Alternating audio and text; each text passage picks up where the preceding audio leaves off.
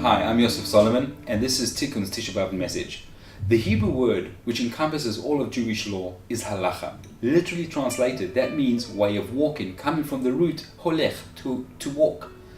This is because in Jewish thinking, our rules are not a set of laws to control who we are. Rather, it's a guiding path on which we walk through life. Now, there's no period of time in our Jewish year whose laws, whose halachas are as confusing as the period we're now in. No planting, no building, no haircuts, no shaving, no meat, no wine, no music, no weddings.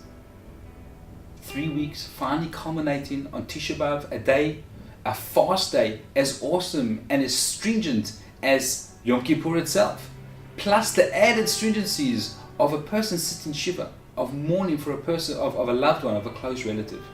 It begs the question. Everyone knows Judaism is a religion of the present and of the future. We're interested in what is now, what could be, what might be, what should be with our endeavor in the future. Why focus on 3 weeks on the pain of our history, of our past?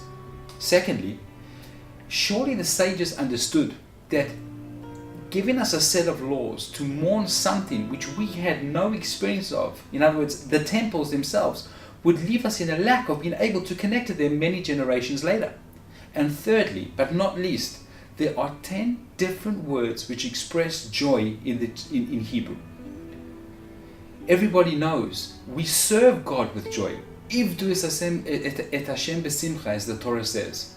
So surely these laws are a complete contradiction to that understanding. How do we understand this? The answer to what we seek to understand can be found in a very well-known custom at a Jewish wedding, the breaking of the glass under the chuppah.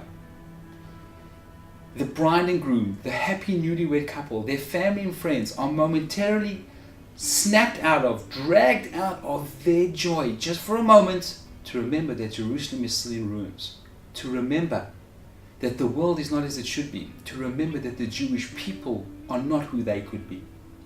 Over 3,000 years ago, we stood up, the Jewish people, to take on the role of being a shining moral example for the rest of the world, to bring godliness, light, monotheism into the dark void of paganism. Our job is not done. Who can honestly say that they are happy with what they see in the news? Who can honestly say that they feel safe to let their children walk on the streets? Who can watch another documentary of some other painful existence in our community?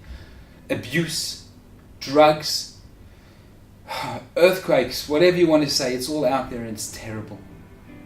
The world is not as it should be.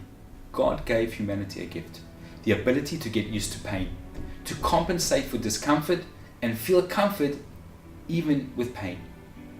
Now this works in the spiritual dimension as well. A person can lose his bearing, forget who he is, forget his real purpose in life, and yet it naturally compensate again and feel comfortable. This is why we need a 3-week period of mourning. This is why we need a day of fasting and pain to wake us up out of our comfort, to drag us into reality, to remind us of who we are, of who we could be, of what we should be doing. If you're not aware of what's really missing in your life, you can never ever really grow into it. If you don't really feel the lack, how could you meaningfully fill it? You can't. The Talmud teaches that whoever mourns the destruction of Jerusalem will merit to see its rebuilding. This is not some enigmatic platitude. What it means is that if a person really gets real with the destruction of Jerusalem, with the destruction of our world, he will surely get up, stand up to repair and fix it. And it's that very involvement in his repair that is his merit, that is his experience of the joy of its rebuilding. So therefore, I implore you, wherever you will be on Tisha B'Av this year, connect to the destruction in our world. Find your role, your possibility, your way of being part of the rebuilding, and then do it. Place a brick in the wall. Be a part of the repair.